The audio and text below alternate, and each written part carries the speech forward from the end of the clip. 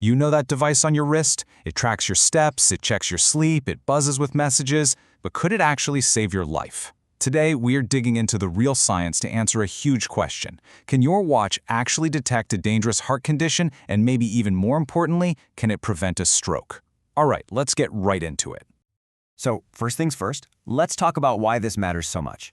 This is not some rare, obscure problem. We're talking 1 in 4 adults. 1 in 4 of us will develop an irregular heartbeat. And get this, for a terrifying number of people, the very first symptom, the first sign that anything is wrong, is a stroke. So, what is this condition? It's called atrial fibrillation, or AFib for short. It's the most common kind of irregular heartbeat out there. You see, normally, your heart has this nice, coordinated squeeze. But with AFib, the top chambers, the atria, they just sort of quiver chaotically. And here's the really dangerous part. That can cause blood to pool up, form clots, and if one of those clots travels to the brain, it can cause a massive stroke. So you've got this silent but really serious threat. It makes the idea of having a constant guardian, something watching over you 24/7, well, that's incredibly appealing. And that is exactly where the technology on your wrist comes into play. To really wrap your head around this, let's try an analogy. Picture a healthy heart as a world-class drummer, just laying down this perfect, steady beat. Boom, boom, boom, rock solid. Well, AFib is what happens when that drummer suddenly goes completely haywire and just starts flailing all over the place. It's a total mess, it's inefficient, and it's dangerous. So where does your smartwatch fit into this picture? Well, if your heart is the drummer, your watch is like a highly trained sound engineer. It uses these little optical sensors and some really smart AI to listen constantly to the rhythm of your pulse. It's on duty 24/7, just waiting to hear if that perfect beat ever breaks down into chaos. Okay, but that brings up the million-dollar question, right? Is this high-tech sound engineer actually any good at its job? Can it really tell the difference between a good rhythm and a dangerous one? Let's take a look at the data.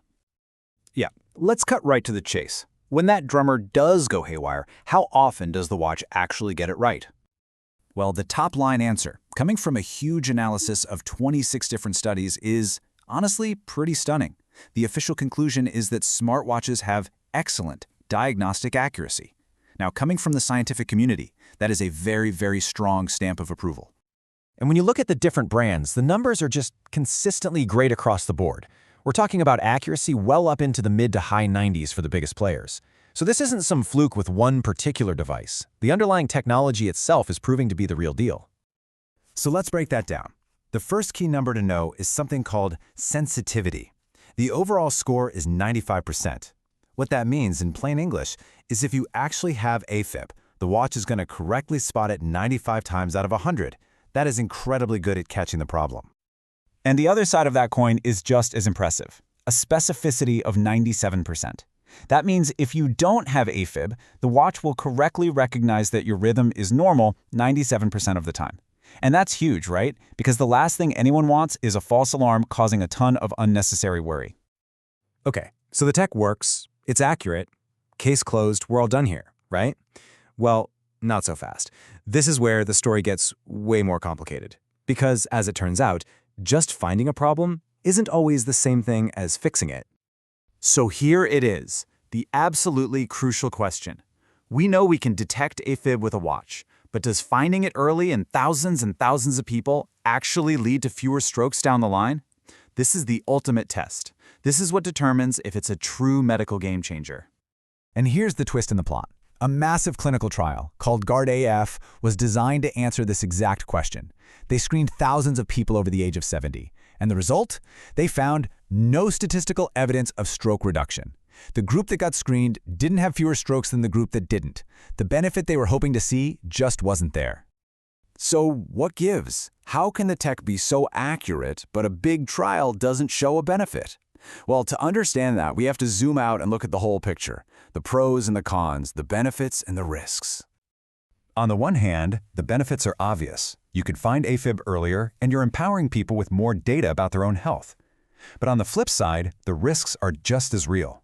A false positive can create a world of anxiety. And what if you find a super brief, maybe low-risk episode of AFib? Does that lead to over-treatment with powerful drugs like blood thinners, which have their own risks? It gets complicated. Which brings us to a really practical question. When you add up all the costs, the watches, the doctor's appointments, the follow-up tests, the treatments, and you weigh that against the potential benefits, does it all make economic sense for the healthcare system as a whole? Well, a detailed analysis published in a top medical journal actually crunched the numbers, and they came up with this very specific figure, $57,894. Okay, so what on earth does that number mean? It's the price for every quality-adjusted life year that the screening adds. It's just a standard way to measure value in medicine. And here's the key part. That number is actually well below the threshold that experts consider a good deal for a healthcare intervention. So, long story short, despite all the complexity, the math says it's worth it. So let's pull all these different threads together. We've looked at the amazing accuracy, the surprising trial results, and the cost-effectiveness. What is the final, most critical takeaway here? Well, the U.S. Food and Drug Administration, the FDA, puts it about as clearly as you can. They say this feature is not intended to replace traditional diagnosis. A real diagnosis has to be confirmed by a doctor with a proper ECG. Think of it this way. Your watch is an incredible early warning system. It is not the doctor. So, let's just recap the big points. 1. These watches are highly accurate at spotting the signs of AFib. 2. We still don't have that gold standard clinical trial proof that this screening actually reduces strokes. 3. It's considered cost-effective, but you have to weigh that against the real risks, like anxiety from a false alarm. And 4, most important of all, your watch can give you a heads up, but only a doctor can give you a diagnosis, period. And all of this leaves us with a much bigger question, one that goes way beyond just AFib. This wearable technology is pouring a tsunami of health data into our lives every single day. The challenge for all of us, for patients, for doctors, for scientists, is figuring out how we turn all of that data into true medical wisdom.